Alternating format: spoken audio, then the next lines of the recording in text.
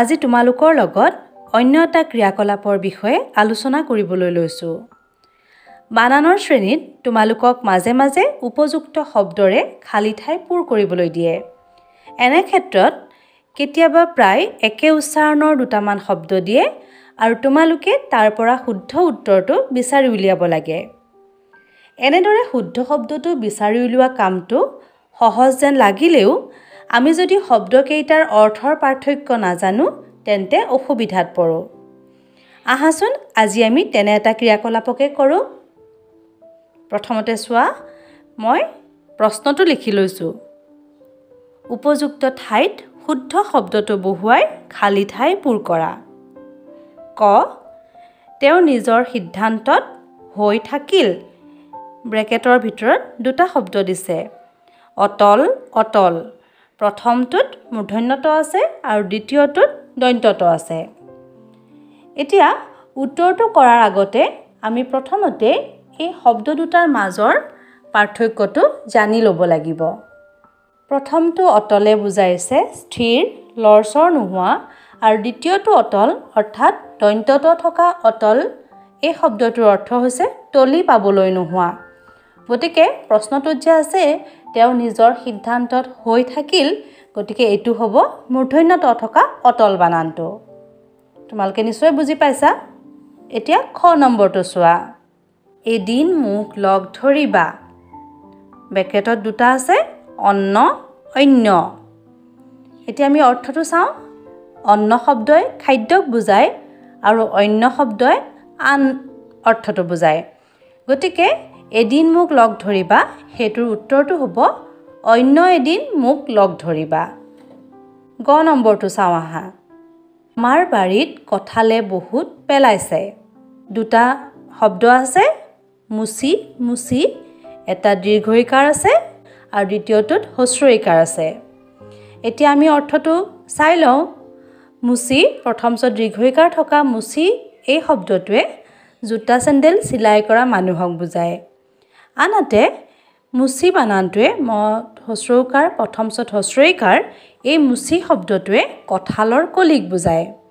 তেতিয়াহ'লে আমাৰ প্ৰশ্নত থকা আমাৰ বাৰীত কঁঠালে বহুত পেলাইছে, এইটোত মত হস্ৰ উকাৰ, প্ৰথমছত হস্ৰ ঈকাৰ, মুচি এই বানানটো হ'ব। তাৰ পিছৰটো চোৱা, এই জীৱৰ প্ৰাণ। মই দুটা শব্দ লিখিছোঁ, পানী আৰু পানী। তোমালোকে এইটো একেবাৰে সহজ জানাই। পানী শব্দটোৱে এবিধ স্বচ্ছ জুলীয়া পদাৰ্থক বুজায়। আনহাতে পদ আকাৰ, মূৰ্ধন্য ণত হস্ৰ ঈকাৰ এই শব্দটোৱে হাত বুজায়। গতিকে ইয়াৰ উত্তৰটো হ'ব পানীয়েই জীৱৰ প্ৰাণ। ঙ নম্বৰটো চোৱা, তাইৰ কথা শুনি মই হ'লোঁ। মই দুটা শব্দ লিখিছোঁ, বিস্মিত বিস্মৃত। এটাত লিখিছোঁ সয়মস্মত হস্ৰ ঈকাৰ, আনটোত লিখিছোঁ সয়মস্মত ঋকাৰ। এতিয়া অৰ্থটো চোৱা, এই হস্ৰ ঈকাৰ থকা বিস্মিত শব্দটোৰ অৰ্থ হৈছে আচৰিত। আনহাতে ঋকাৰ থকা বিস্মৃত শব্দটোৰ অৰ্থ হৈছে পাহৰি যোৱা। গতিকে তাইৰ কথা শুনি মই হ'লোঁ, এইটো হ'ব প্ৰথমটো। তাইৰ কথা শুনি মই বিস্মিত হ'লোঁ অৰ্থাৎ আচৰিত হ'লোঁ। তাৰ পিছৰটো চোৱাচোন, উমানন্দ এটা ক্ষুদ্ৰ দ্বীপ। দুটা লিখিছোঁ, দৈৱত্বত দীৰ্ঘ ঈকাৰ আৰু এটা দন্ত্যত দীৰ্ঘ ঈকাৰ। অৰ্থটো তোমালোকে জানাই, দৈৱত্বত দীৰ্ঘ ঈকাৰ প, দ্বীপ এই শব্দটোৰ অৰ্থ হৈছে পানীৰে আগুৰা ক্ষেত্ৰ। আনহাতে দীৰ্ঘ ঈকাৰ প এই দ্বীপ শব্দটোৱে চাকিক বুজায়। গতিকে উমানন্দ এটা ক্ষুদ্ৰ দ্বীপ, এইটোত প্ৰথমটো হ'ব দৈৱত্ব দীৰ্ঘ ঈকাৰ প, এইটো হ'ব। দ্বিতীয় চটো চোৱাচোন, নামঘৰত নাম কীৰ্তন কৰা হোৱাৰ পাছত সকলোৱে মাহ খায়। মই লিখিছোঁ প্ৰসাদ আৰু প্ৰাসাদ। এইটোও নিশ্চয় তোমালোকে জানা।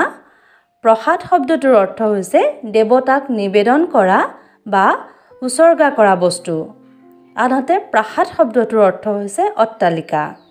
গতিকে নামঘৰত নাম কীৰ্তন কৰা হোৱাৰ পাছত সকলোৱে মাহ প্ৰসাদ খায় প্ৰসাদ নহয় প্ৰসাদ বৰ্গীয় জটো চোৱা আজি বহু বছৰ ধৰি তেওঁ বিষত আক্ৰান্ত হৈ আছে মই লিখিছোঁ বাত বাত প্ৰথমটোত লিখিছোঁ মূৰ্ধন্য ত দ্বিতীয়টোত লিখিছোঁ দন্ত্য ত এতিয়া বট আকাৰ দন্ত্য ত এই বাত শব্দটোৰ অৰ্থ হৈছে এবিধ ৰোগ আনহাতে বট আকাৰ মূৰ্ধন্য ত তাৰ অৰ্থটো হৈছে পথ গতিকে আজি বহু বছৰ ধৰি তেওঁ বাত বিষত আক্ৰান্ত হৈ আছে বট আকাৰ দন্ত্য ত হ'ব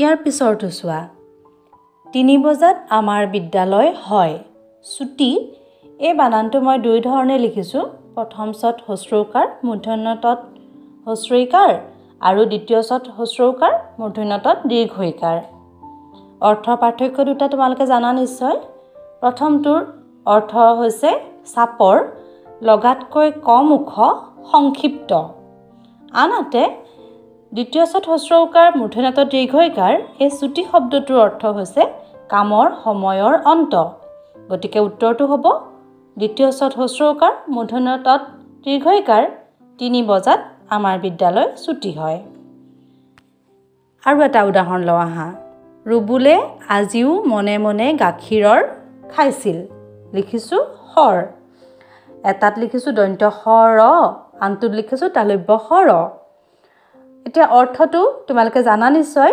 দন্ত্য স আৰু ৰ এই সৰ শব্দটোৰ অৰ্থ হৈছে গাখীৰ তপতালে হোৱা ডাঠ চামনি আৰু আনটো তালব্য স ৰ তাৰ অৰ্থটো হৈছে কাৰ আনহাতে এই সৰ শব্দটোৱে এবিধ পহুকো বুজায় এতিয়া আমাৰ উত্তৰ কোনটো হ'ব ৰুবুলে আজিও মনে মনে গাখীৰৰ সৰ খাইছিল গতিকে প্ৰথমটো হ'ব দন্ত্য স ৰ